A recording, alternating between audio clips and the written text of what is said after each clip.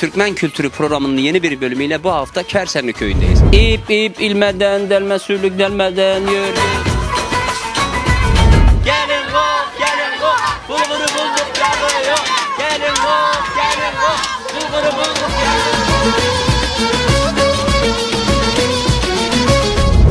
Bacım, bana bir musallasın kaldı, şuna vururum şimdi. Gelin kokumuzu oynadık, bulgurumuzu, yağımızı topladık, 80 kapıya 90 değnek çaldık. Kattüş teyze bizim bulgur aşımızı yapacak. Yani gelin kokun aşını. Hazır mıyız? Hazır. Yumulun.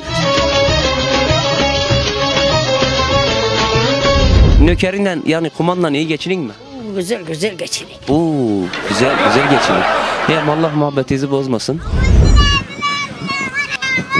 Merhaba emmi oğlu. Karaköprü'den gelin bana. Karamezere'ye gideyim. Neredesin? Kara nereden? Adına. Kara Muhammed. Hedefine. Karabiber. Nerede alalım lan?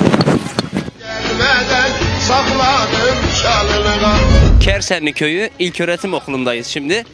Bugün miniklerimiz karnelerini alacaklar.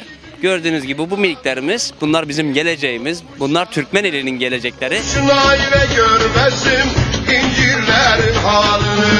Komşuna ile görmesin incirlerin